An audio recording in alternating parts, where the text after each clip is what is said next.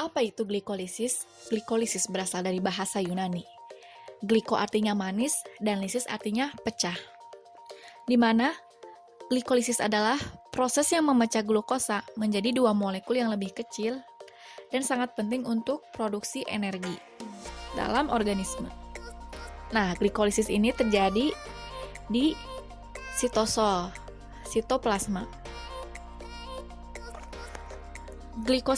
Glikolisis yang diterjemahkan menjadi pembelah gula adalah proses yang melepaskan energi di dalam gula.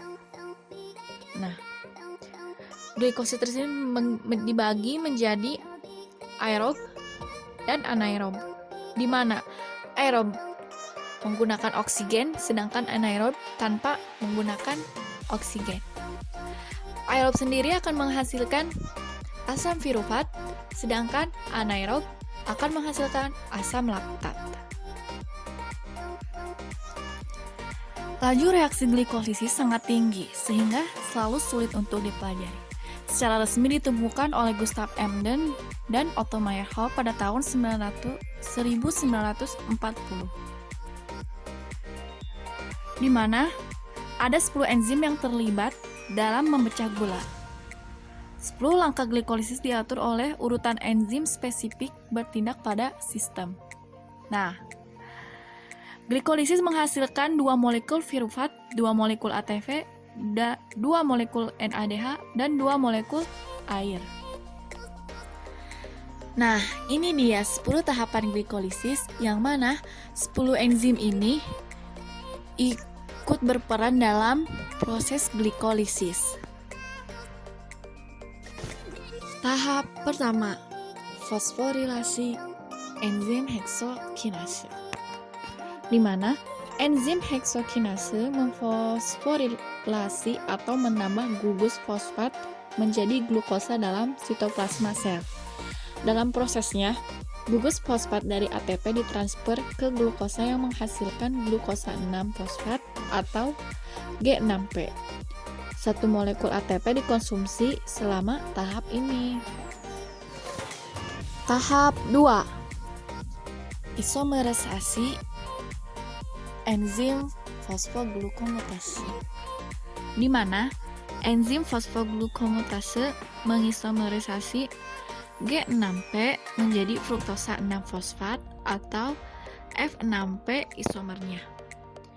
Isomer memiliki rumus molekul yang sama satu sama lain, tetapi susunan atomnya berbeda.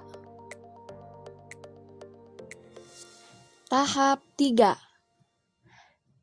isomerisasi enzim fosfofruktokinase, di mana enzim fosfofruktokinase menggunakan molekul ATP lain untuk mentransfer gugus fosfat ke F6P untuk membentuk fruktosa 1,6-bifosfat atau FBP.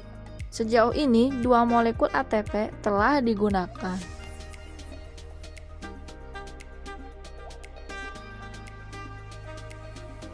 Tahap 4 dan 5,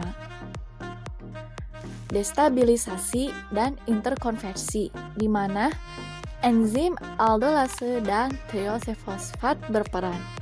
Tahap 4, enzim aldolase membagi fruktosa 1,6-bifosfat menjadi keton dan molekul aldehid.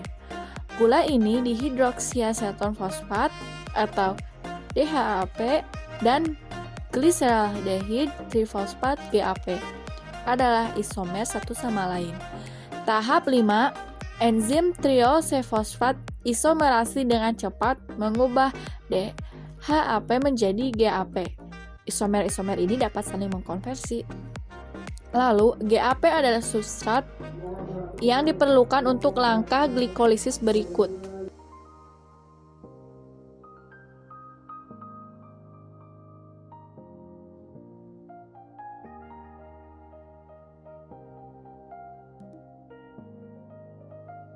Tahap 6, dehidrogenase enzim gliseraldehid trifosfat dehidrogenase GAPDH melayani 2 fungsi dalam reaksi ini.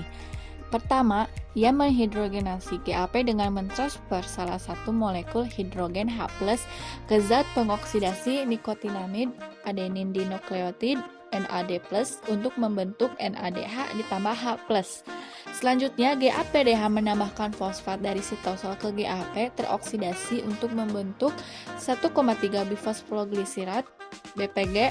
Kedua molekul GAP yang diproduksi pada langkah sebelumnya menjalani proses dehidrogenase dan fosforilisasi.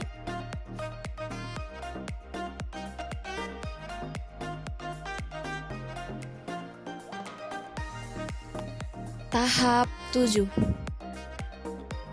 Fosforilisasi tingkat substrat menggunakan enzim fosfogliserakinase, di mana enzim fosfogliserakinase mentransfer fosfat dari BPG ke molekul ADP untuk membentuk ATP. Ini terjadi pada setiap molekul BPG.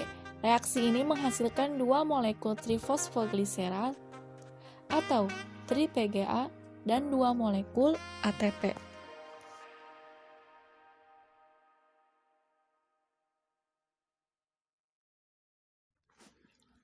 Tahap 8. Mutase.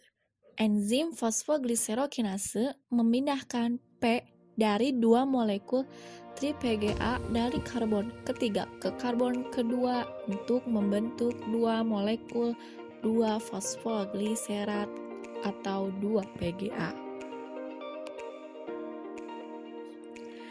Tahap 9. Liase, di mana enzim enolase menghilangkan molekul air dari 2-fosfogliserat untuk membentuk fosfonopirufat atau VEP. Ini terjadi untuk setiap molekul 2-PGA dari langkah 8.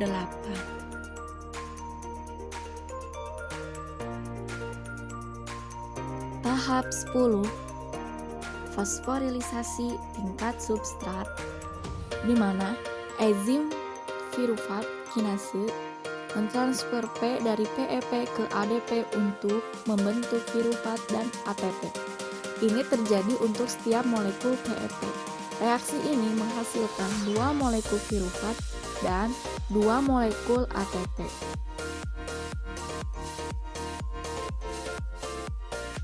Fungsi glikolisis.